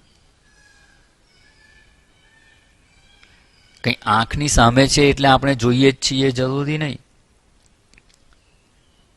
અને ઘણી વાર આપણે જો બીજા વિચારોમાં હોઈએ ને ગાડી ચલાવતા હોઈએ, સામેથી જાણીતી વ્યક્તિ જતી રહે ને તોય ખબર નથી હોતું. કેમ તમારી સામેથી તો ગયો હું એવું કહે કોઈ, ત્યારે આપણને ખબર ના મારું તો ધ્યાન જ નહોતું. ધ્યાન નહોતું એટલે શું? આંખની સામે નહોતી એ વ્યક્તિ, એ વ્યક્તિ સામે હતી, આંખમાં એનું પ્રતિબિંબ પડે છે, બધું જ છે, પણ એનું ગ્રહણ થતું નથી. એટલે મન જ્યારે એ ઇન્દ્રિયની પાછળ ના હોય ને ત્યારે એ ઇન્દ્રિયો દ્વારા ગ્રહણ થતા વિષયનું જ્ઞાન થતું નથી. એટલે આ જે જગતના વિષયોમાં આવી રીતે વર્તન થવું જોઈએ, એને બદલે થાય છે શું? સત્સંગમાં આવે, શ્રવણ થાય, પણ શ્રવણેન્દ્રિયની પાછળ મન ના હોય તો એ સમજ આત્મસાત થતી નથી, એનું ગ્રહણ જ નથી થતું. ગ્રહણ જ ના થાય તો આત્મસાત કેવી રીતે થાય? એટલે આ ઇન્દ્રિયોની પાછળ મન હોય, અને જ્યારે મન 2-4 જગ્યા, અત્યારે તો 2 જ ઇન્દ્રિયો પાછળ છે, પણ એટલી વસ્તુ સારી છે કે મન ફટાફટ ચેન્જ ઓવર કરી દે. મન થોડીક વાર શ્રવણેન્દ્રિયમાં આવી જાય, થોડીક વાર ચક્ષુ ઇન્દ્રિય, શ્રવણેન્દ્રિય ચક્ષુ ઇન્દ્રિય, શ્રવણેન્દ્રિય ચક્ષુ ઇન્દ્રિય. એટલું ફાસ્ટ થાય છે ને, પેલું ફિલ્મ જેવું. પડદા પર આપણે પિક્ચર જોતા હોય, ફિલ્મ જોતા હોય તો શું થાય છે? શું એ કન્ટિન્યુઅસ છે? ના. 1 સેકન્ડમાં 25 ચિત્રો બદલાઈ જાય છે. એટલે જ્યારે જોઈએ ત્યારે આપણે શું એક જુદા જુદા દ્રશ્યો જ જોઈએ છીએ, પણ એટલું સ્પીડમાં થાય છે ને, એટલે એક સાથે થઈ રહ્યું છે એવું લાગે. એવી જ રીતે મન થોડીક વાર ચક્ષુ ઇન્દ્રિયની પાછળ હોય, થોડીક વાર શ્રવણેન્દ્રિયની પાછળ હોય, એટલે શ્રવણ પણ કરીએ છીએ અને સાંભળીએ પણ છીએ. પણ શ્રવણ કરતા કરતા એક શબ્દ કે એક અક્ષર આપણે શ્રવણ કરીએ અને થોડી વાર પાછી ચક્ષુ ઇન્દ્રિયમાં જઈને પાછું બીજો શબ્દ કે બીજા અક્ષરનું ઉચ્ચારણ થાય ને એ પાછું એ પહેલા શ્રવણ ઇન્દ્રિયમાં આવી જાય. એટલું ફાસ્ટ થાય છે ને, એટલે આપણે શ્રવણ પણ કરીએ છીએ ત્યારે એવું લાગે કે આપણે કન્ટિન્યુઅસ સાંભળીએ છીએ અને કન્ટિન્યુઅસ જોઈ રહ્યા છીએ એવું લાગે છે, પણ વાસ્તવમાં એવું હોતું નથી. મન એક સમયે એક જ જગ્યાએ હોય પણ એટલું ફાસ્ટ ચેન્જ ઓવર થાય છે ને, કોઈ કોમ્પ્યુટરમાં નહીં થતું હોય એટલું ફાસ્ટ થાય છે. અને એટલે આપણને એવી ભ્રાંતિ, બે કામ એક સાથે કરીએ. વાસ્તવમાં બે કામ એક સાથે થતા હોતા જ નથી. અને એટલે અને જો કોઈક એક વિષયમાં એકાગ્ર થઈ જાય ને ત્યારે બીજા વિષયનું તો ગ્રહણ જ ના થાય. જે વિષયમાં મન એકાગ્ર થઈ ગયું પછી બીજા વિષયનું ગ્રહણ ના થાય. મન એમાં જોડાયેલું હોય તો બીજો વિષય ગ્રહણ થતો નથી. અને જે આપણે હમણાં દ્રષ્ટાંત જોયું કે વસ્તુ વ્યક્તિ સામેથી પસાર થઈ જાય ને તોય આપણું ધ્યાન નથી હોતું. અને એવું ને એવું કોઈ વસ્તુ શોધવા મોકલીએ ને, ઘણી વાર એવું થાય કહીએ ને કે જો ઓફિસમાં આ ટેબલ પર આ વસ્તુ પડી હશે, ત્યાં જઈને જોઈને આવે કે એ વસ્તુ ત્યાં છે જ નહીં. પછી આપણે જઈને કે જો આ તો તને કહ્યું તો અહીંયા છે ને, તો કે મેં જોયું ત્યારે તો દેખાયું નહીં. નજર તો પડી હતી જ પણ એ વસ્તુનું ગ્રહણ ના થયું. શોધવા જાય ત્યારે મનમાં મારે તો મોડું થાય છે, મારે જવાનું હતું અને મને અહીંયા આ કામે લગાડી દીધો, એ મને બીજા વિચારોમાં વસ્તુ સામે છે પણ મન ગ્રહણ કરતું નથી. કેમ? મન બીજે ઓક્યુપાય થયેલું છે. એટલે મન જ્યારે આપણા નિયંત્રણમાં ન હોય, આપણી ઈચ્છા વગર જ બીજા વિષયોમાં બીજી ઇન્દ્રિયોના વિષયોમાં જો લાગેલું હોય તો એ ઇન્દ્રિયો દ્વારા એના વિષયનું જ્ઞાન થતું નથી. એટલે અહીંયા મન જ્યારે આપણા નિયંત્રણમાં નથી, આપણે ઈચ્છીએ એ ઇન્દ્રિયોની પાછળ નથી, અને ઇન્દ્રિયો પણ આપણે ઈચ્છીએ એ વિષયોનું ગ્રહણ જો ન કરે અથવા ન ઈચ્છીએ એનું ગ્રહણ કરે તો એવી અનિયંત્રિત ઇન્દ્રિયો આપણા મનને પરાણે ખેંચી જાય છે અને આપણે જે માર્ગે એને ઉપયોગ કરવો છે એ માર્ગે કરી શકતા નથી. એટલે અહીંયા મનના નિયમનની આવશ્યકતા પહેલા તો સમજવાની છે. એ સમમાં જોઈ ગયા અને હવે જે ઇન્દ્રિયોના નિયમનની આવશ્યકતા છે એને સમજી અને એ કેવી રીતે કરવાનું એ આપણે શાસ્ત્ર પાસેથી સમજ પ્રાપ્ત કરવાનું છે. જો એ નહીં કરીએ તો ઇન્દ્રિયો તો પોતપોતાના વિષયોનું ગ્રહણ કરતી જ રહેશે. એને સમજપૂર્વક પાછી વાળવામાં નહીં આવે ને તો એને જ્યાં જ્યાં ઈચ્છા થશે, જ્યાં સુખ જણાશે ને ત્યાં પ્રવૃત્ત થશે. ચક્ષુ ઇન્દ્રિયને એના અમુક વિષયો, મને આ ગમે, આ જોવા મળે તો મને સુખ થાય. શ્રવણ ઇન્દ્રિયને અમુક વસ્તુ અમુક શબ્દો સાંભળવામાં રસ છે અને એ સાંભળવા મળે તો એમાં એને સુખ થતું હોય છે. દરેક ઇન્દ્રિયોને પોતપોતાના ઈચ્છિત વિષય પ્રાપ્ત થાય તો એમાં એને સુખ થાય છે અને એમાં જાય છે. આપણે શું કરવાનું? સ્વચ્છંદ રીતે અત્યારે તો જાય જ છે, આપણી જાણ બહાર જ જાય છે. પાંચે પાંચ ઇન્દ્રિયો પોતપોતાના વિષયોનું ગ્રહણ તો કરે જ છે. આપણે શું કરવાનું એ વિચારણા ખૂબ અગત્યની છે. અને જો આમાં સજાગતાપૂર્વક પ્રયત્ન કરવામાં નહીં આવે ને તો અધ્યાત્મ માર્ગે પ્રગતિ કરવામાં મુશ્કેલી થશે. ઇન્દ્રિયો જાય એનો વાંધો નથી. ઇન્દ્રિયો જાય એની પાછળ શું થાય છે? મન જાય છે. આપણે કામ કોનું છે? મનનું છે. મનને નિયમનમાં રાખવું છે. પૂર્વે શ્રમમાં પ્રયત્ન કરી જોયો. મન નિયમનમાં રાખવા માટે આપણે પ્રયત્ન કરીએ છીએ પણ આપણા પ્રયત્નથી કંઈ મન નિયમનમાં આવી જતું નથી. અનેક પ્રયત્નોના અંતે આ નિશ્ચય પર પહોંચાય છે કે મન આપણા પ્રયત્નથી કંઈ નિયમનમાં રહેતું નથી. શું થાય છે? તો કે જ્યાં ઇન્દ્રિયો જાય ને ત્યાં મન જતું જ રહે છે. ઇન્દ્રિયોની પાછળ મન ખેંચાઈ જ જાય. ઘોડા જાય તો લગામ તમે ગમે એટલી ખેંચી રાખો, લગામ તમારા હાથમાં રહીને ઘોડા દૂર જતા રહે એવું બને ના. બેકાબુ ઘોડા હોય તો જબરજસ્તી જ્યાં જવું હોય ત્યાં જતા હોય તો લગામ તો એના મોઢામાં બાંધેલી જ છે એટલે એ લગામ સાથે જશે, સારથી નહીં લઈ જશે અને રથ પણ જશે. એટલે ખૂબ સુંદર અહીંયા વિચારણા છે કે આપણું મન ન ઈચ્છીએ છતાં વિષયોમાં જતું જ રહે છે. કારણ કે ઇન્દ્રિયો એ વિષયોમાં રાગ દ્વેષ હોવાથી એનું ગ્રહણ કરવા જાય એટલે મનને પાછળ ખેંચાવવું જ પડે. અને પ્રયત્ન છતાં મન આપણા નિયંત્રણમાં નથી રહેતું. એ જ વાતને ભગવદ્ ગીતામાં ભગવાને ખૂબ સરળ શબ્દોમાં કહી છે. યતતો યપી કૌંતેય પુરુષસ્ય વિપશ્ચિત ઇન્દ્રિયાણી પ્રમાથીની હરંતી પ્રસભમ મનઃ. યતત યત્ન કરનાર. અહીંયા યતત કોણ છે? આપણે છીએ. મુમુક્ષુ એટલે કોઈ બીજો નહીં. આ પ્રયત્ન કોણ કરી રહ્યા છીએ? આપણે કરી રહ્યા છીએ.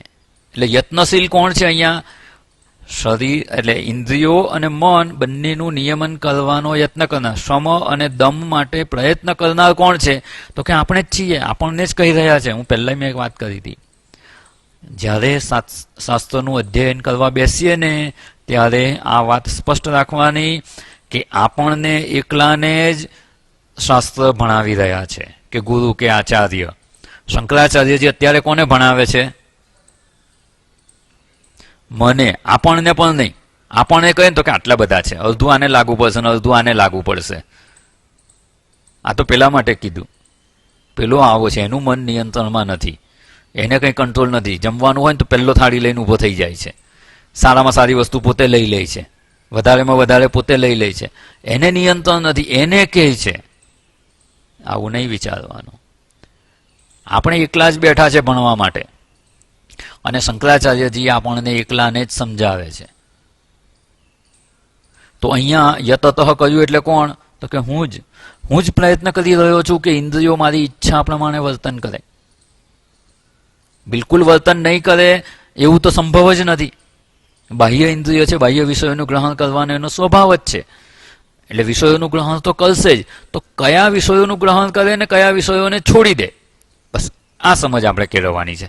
અને આપણી ઈચ્છા પ્રમાણેના વિષયોનું ગ્રહણ કરે અને ન ઈચ્છે એનું ગ્રહણ ના કરે, એવો પ્રયત્ન આપણે કરી રહ્યા છીએ. એટલે યતતઃ, યત્ન કરનાર જે છે તે એટલે આપણે.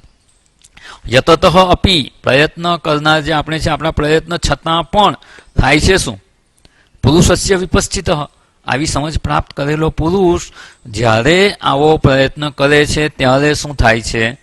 તો કે ઇન્દ્રિયાણી પ્રમાથીની, ઇન્દ્રિયોને આપણે ઈચ્છિત વિષયમાં લગાડવી છે પણ એવું થતું નથી. ઇન્દ્રિયો પોતાને જે ગમે એમાં જતી રહે છે, અને એને લીધે થાય શું? મન પણ એની પાછળ જતું રહે છે. એટલે ઇન્દ્રિયાણી પ્રમાથીની, પ્રમથન કરનારી છે. આપણે પ્રયત્ન નથી કરતા એવું નથી, આપણા પ્રયત્નમાં કોઈ ડાઉટ નથી. મને શ્રદ્ધા છે કે બધા પ્રયત્ન કરી જ રહ્યા છે, નિષ્ઠાપૂર્વક પ્રયત્ન કરીએ છીએ કે મન અને ઇન્દ્રિયો આપણા નિયંત્રણમાં રહે. પણ થાય છે શું? ઇન્દ્રિયો એટલી બલવાન છે કે આપણને પરાણે વિષયોમાં લઈ જાય છે, અને એને લીધે થાય છે શું? ઇન્દ્રિયો તો વિષયોમાં જાય પણ મન પણ એની પાછળ જાય. શ્રવણેન્દ્રિયને એવું થાય કે મારે આ ગીતો સાંભળવા છે, મારે આ સંગીત સાંભળવું છે, એટલે એ તો ટીવી ચાલુ કરીને એ પ્રોગ્રામ જોવા, સંગીતના પ્રોગ્રામ જોવા બેસી જાય. શ્રવણેન્દ્રિય તો શ્રવણ કરે છે, પછી શું થાય? મન પણ એની પાછળ જાય, મનને પણ લઈને જાય છે. એકલી ઇન્દ્રિયો જતી હોય ને તો વાંધો નહીં, પણ મનને લઈ જાય છે.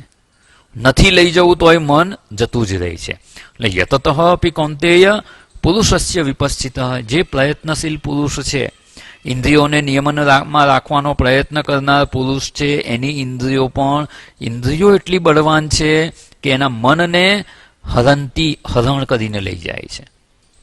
બોલું અપહરણ કરી જાય ને એવું હરણ કરીને લઈ જાય છે, હરી જાય છે. અપહરણ કરે એટલે શું? પોતાની ઈચ્છાથી થાય. રાવણ સીતાજીનું અપહરણ કરી ગયો, શું સીતાજીની ઈચ્છાથી થયો? શું સીતાજીનું બળ એમાં કામ લાગ્યું? ના, આપણું બળ એમાં કામ નથી લાગતું.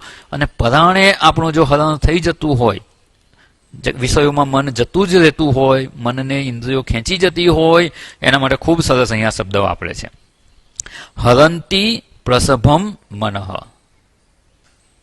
પ્રસભમ, સભમ, સભાની મધ્યમાંથી લઈ જાય.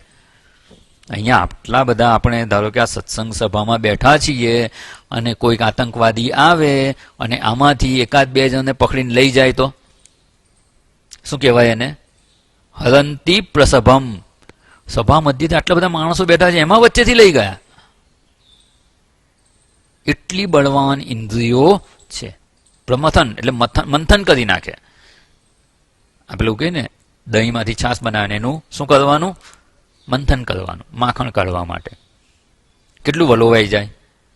એમાં છાશનો એકાદ બિંદુ પણ એવું વિચાર કરે કે ના, મારે તો અહીંયા આ સ્થિર જગ્યાએ સ્થિર રહેવું છે, શાંત હોય છાશ પહેલા એવું વિચારે તો શું એ છાશનું બિંદુ એ ત્યાં સ્થિર રહી શકે ખરું?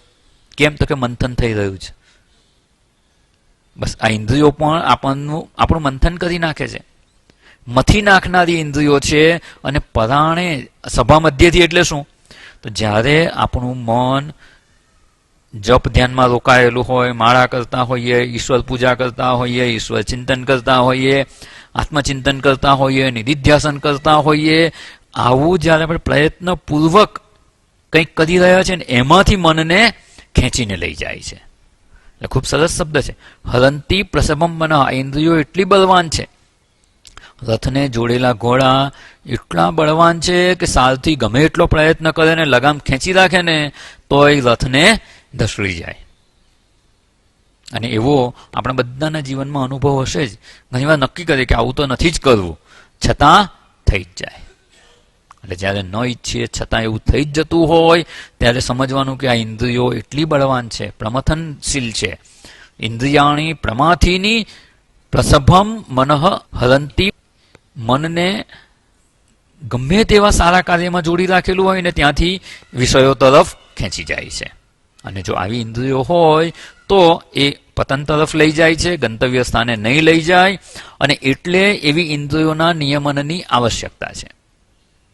આવી અહીંયા પ્રમથન કરનારી, મથી નાખનારી ખૂબ બળવાન છે એવું જ્યારે કહેવામાં આવે એનો અર્થ શું? આપણે કશું જ નહીં કરવાનું, એ તો છે જ એવી, હવે થવા દો.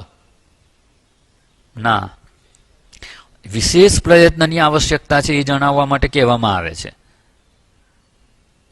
તમારે ઇન્દ્રિયોને નિયમનમાં રાખવી જ છે, દમ સિદ્ધ કરવો જ છે, બાહ્યેન્દ્રિય નિગ્રહ કરવો છે, કારણ કે એના વગર આધ્યાત્મિક પ્રગતિ સંભવ નથી. અને જ્યારે એવું કરવા જઈએ ત્યારે શાસ્ત્ર કહે કે આ તો બહુ બળવાન છે. એનો અર્થ શું? આપણે એના કરતાં વધારે મજબૂત થવાનું, એના કરતાં પણ વધારે પ્રયત્ન કરી અને ઇન્દ્રિયોને નિયમનમાં રાખવાનો પ્રયત્ન કરવાનો. ઇન્દ્રિયોમાં શક્તિ છે જ, વાસ્તવમાં તેનો ઉપયોગ જ કરવાનો છે. આ ઘોડા છે, બહુ બળવાન છે, પણ એ બળવાન ઘોડા આપણા માટે ઉપયોગી છે કે નકામા છે? ફાયદાકારક છે કે નુકસાનકારક છે?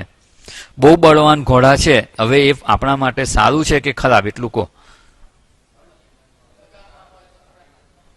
તો પ્રોબ્લેમ ક્યાં છે? આપણે ઈચ્છીએ ત્યાં નથી, આપણા કંટ્રોલમાં નથી, એટલો જ પ્રોબ્લેમ છે. ગાડી બહુ સરસ છે, 120ની સ્પીડ પર ચાલે એવી છે, પણ આપણા નિયંત્રણમાં ના હોય તો? અને એ જ ગાડી આપણા નિયંત્રણમાં હોય તો? ખૂબ મજબૂત હોય, ટ્રેન થયેલા ઘોડા હોય તો કેટલું ફટાફટ આપણે આપણા લક્ષ્યની પ્રાપ્તિ કરી શકીએ, આપણો રથ સરળતાથી ગંતવ્ય સ્થાને પહોંચી જાય. પણ એટલા મજબૂત અને એવા ઘોડા હોય, બળવાન હોય, પણ નિયંત્રણમાં ના હોય તો પ્રોબ્લેમ. તો શું કરવાનું? ઘોડા તો એવા જ છે, જો સમજી લો, ઘોડાને આપણે કશું જ નહીં કરી શકીએ. કરવાનું શું? આપણો કંટ્રોલ વધારવાનો,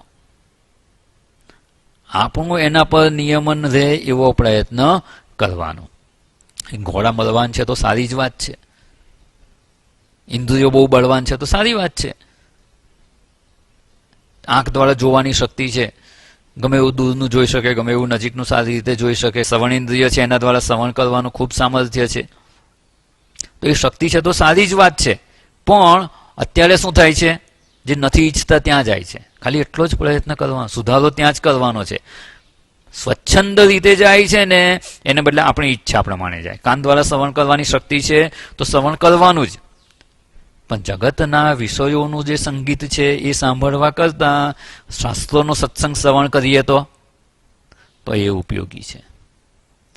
ચક્ષુ ઇન્દ્રિય દ્વારા જગતના પદાર્થોનું દર્શન કરીને રાગ દ્વેષ ઉત્પન્ન કરવા એના કરતા આપણા ઈષ્ટદેવની મૂર્તિનું દર્શન કરવું વધારે સારું. બધી જ ઇન્દ્રિયો એનું જે કંઈ સામર્થ્ય છે આપણા નિયમનમાં નથી એટલે આપણા માટે નુકસાનકારક છે. એને નિયમનમાં લેતા આવડી જાય તો એ જ સામર્થ્યનો ઉપયોગ કરી અને આપણે આપણા અધ્યાત્મ માર્ગે પ્રગતિમાં આગળ વધી જવાનું. એટલે અત્યારે શું છે, બેકાબુ ઇન્દ્રિયો છે ને એટલે આપણને દુઃખી કરે છે. અનિચ્છા એ પણ જગતના વિષયોમાં જતી રહી છે, પ્રમથનશીલ છે, અને જે આપણે કાર્ય કરી રહ્યા છે, જે આપણે કરવું છે એમાંથી મનને લઈ જાય છે. એ આપણું કાર્ય કરવા દેતા, જપ કરતા હોય તો એમાંથી આપણને લઈ જાય જગતના વિષયોમાં. તો એવું ન થાય એટલે શું કરવાનું? તો અહીંયા થોડોક આપણે વિચાર કરવાનો છે. એની આખી પદ્ધતિ છે એ સમજવાનો પ્રયત્ન કરવાનો છે કે આખી પ્રક્રિયા શું થઈ રહી છે. આખી પ્રક્રિયાને જો સમજીશું ને તો પછી ખ્યાલ આવશે કે અહીંયા ખાલી આટલું જ કરેક્શન કરીશું ને તો આપણું કામ થઈ જશે. કોઈ પણ મશીન ચાલતું હોય અને આપણે ઈચ્છીએ એ પ્રમાણે જો એનું આઉટપુટ ના મળતું હોય તો શું કરવાનું? તો કે એને આખી પ્રોસેસ સમજી લઈએ, ક્યાં ભૂલ થાય છે એ સમજી અને ત્યાં થોડોક સુધારો કરીએ તો એ મશીન આપણને ઉપયોગી થઈ જાય. વર્ષોથી મશીન પડી રહ્યું હોય, એનો યોગ્ય ઉપયોગ ના કરી શકતા હોઈએ તો અહીંયા શું કરવાનું છે કે ઇન્દ્રિયો પોતાના વિષયોનું ગ્રહણ કરવા જાય છે તો શું આખી પ્રોસેસ થાય છે. આ મન છે ને, અહીંયા જે આપણે જોઈ શકીએ છીએ સ્ક્રીન પર, મન શું છે? વચ્ચે છે. મનની એક બાજુ શું છે? બુદ્ધિ છે અને આત્મા છે. આ બીજી બાજુ શું છે? ઇન્દ્રિયો છે અને વિષયો છે. અને મન સેન્ટરમાં છે. આપણે મન અને ઇન્દ્રિયોને નિયમનમાં રાખવું એટલે સમ અને દમ કેળવવાનો છે. અને આપણું અત્યારે શું થાય છે તો ઇન્દ્રિયો વિષયોમાં મનને ખેંચી જાય છે. વિષયો છે, ઇન્દ્રિયો તો વિષયોમાં જવાની જ, ઇન્દ્રિયો વિષયોનું ગ્રહણ કરશે જ. જે એરો બતાવેલ છે ને લાલ રંગથી છે ને, એ અત્યારે સામાન્ય રીતે જે પ્રક્રિયા થઈ રહી છે એનો નિર્દેશ કરે છે. ઇન્દ્રિયો વિષયોનું ગ્રહણ તો કરશે જ, અને એ કરશે ત્યારે મનને પણ ઇન્દ્રિયો પોતાની પાછળ ખેંચી જાય છે. આપણે શું કરવાનું છે? એનું રિવર્સ કરવાનું છે. જે વિષયોમાં નથી જવા દેવી ઇન્દ્રિયોને, એ વિષયોમાંથી મનને, ઇન્દ્રિયોને પાછી વાળવાની છે. એટલે વિષયોમાંથી ઇન્દ્રિયો પાછી વળશે તો ઇન્દ્રિયો પોતાના ગોલકમાં આવી ગઈ, પોતાના સ્વસ્થાનમાં આવી ગઈ. ત્યાંથી જો ત્યાં જ આવી ગઈ તો મન હવે એની પાછળ જશે નહીં, જાય તો મન હવે ઇન્દ્રિયો શું કરશે? મનને ફોલો કરશે. તો મન ક્યાં જશે? બુદ્ધિની સમજ હશે એ પ્રમાણે વિચાર. આ જે બ્લુ એરો છે ને, ભૂરા કલરનું, એ આપણી રિવર્સ થાય. જે આપણે કરવાનું છે એ પ્રયત્નની દિશા બતાવે છે, અને લાલ એરો છે તે અત્યારે થઈ રહ્યું છે. તે અત્યારે શું થાય છે? આપણી બુદ્ધિમાં સમજ તો સાચી છે પણ ઉપયોગમાં આવતી નથી, એટલે એ પણ મનની પાછળ દર્શાય છે. જીવાત્મા પણ એની પાછળ જાય છે અને દુઃખી થાય છે. ઇન્દ્રિયો વિષયોનું ગ્રહણ કરે છે એટલે મન એની પાછળ જાય છે, બુદ્ધિ પણ એની પાછળ જાય છે, અને જીવાત્મા પણ જગતના વિષયોનું ગ્રહણ કરી અને દુઃખી થાય છે. કારણ કે વિષયો તો દુઃખી કરવાના સ્વભાવવાળા છે. તો અહીંયા એનાથી આપણે આખી પ્રક્રિયા ઊંધી કરવાની છે કે વિષયોમાંથી ઇન્દ્રિયોને પાછી વાળવાની, એને મનમાં સ્થિર કરવાની, મન બુદ્ધિની સમજમાં સ્થિત થશે અને બુદ્ધિ આત્મ સ્વરૂપમાં સ્થિત થશે. ત્યારે જે આત્મ સ્વરૂપનો આનંદ છે એ આનંદની અનુભૂતિ આપણે કરી શકીએ. એ આપણું ગંતવ્ય સ્થાન છે. આ આખી જે પ્રક્રિયા છે ને એને આપણે સમજવાનો પ્રયત્ન કરવાનો છે, અને એ કેવી રીતે કરી શકાય ને એનું માર્ગદર્શન આપણે શાસ્ત્ર પાસેથી મેળવવાનું છે. તો પુનઃ મળીશું ત્યારે આ વિચારણા કરીશું કે મનને કેવી રીતે જે વિષયોનું ગ્રહણ કરે છે ઇન્દ્રિયો દ્વારા, એમાંથી આત્મ સ્વરૂપમાં સ્થિત થાય. આટલું જ છે ને અધ્યાત્મ યાત્રામાં છે શું? આ જે વિચારણા જોઈએ આટલું જ કરવાનું છે. મન અત્યારે ક્યાં છે? તો કે આત્મ સ્વરૂપમાં સ્થિત નથી, વિષયોનું ગ્રહણ કરે છે, ત્યાંથી પાછું વાળીને આત્મ સ્વરૂપમાં છે. કઈ અઘરું કામ છે? ખૂબ સરળ છે. આવડી જાય ને તો બહુ જ સરળ છે. એની ટેકનિક આવડી જાય તો સરળ જ છે. ચામણીમાં પાણી લાવવા જેવું, યાદ છે ને? બસ ફ્રીઝરમાં મૂકી દેવાની ચામણી, પાણી ભરીને બરફ થઈ જાય પછી લઈ જવાનું. ટેકનિક આવડવી જોઈએ. આવી ટેકનોલોજીનો ઉપયોગ કરી અને આપણે આત્મ સ્વરૂપમાં સ્થિત થવાનો પ્રયત્ન કરવાનો છે, અને એવું માર્ગદર્શન આપણા શાસ્ત્રો ખૂબ સુંદર રીતે આપે છે. તો પુનઃ મળીશું ત્યારે એ માર્ગદર્શન પ્રાપ્ત કરી અને દમ કેવી રીતે સિદ્ધ થાય એવો પ્રયત્ન કરીશું. ઓમ પૂર્ણમદ પૂર્ણમિદમ પૂર્ણાત પૂર્ણમુદચ્યતે પૂર્ણસ્ય પૂર્ણમાદાય પૂર્ણમેવાવશિષ્યતે. ઓમ શાંતિ શાંતિ શાંતિ. હરિ ઓમ. શ્રી ગુરુભ્યો નમઃ. હરિ ઓમ.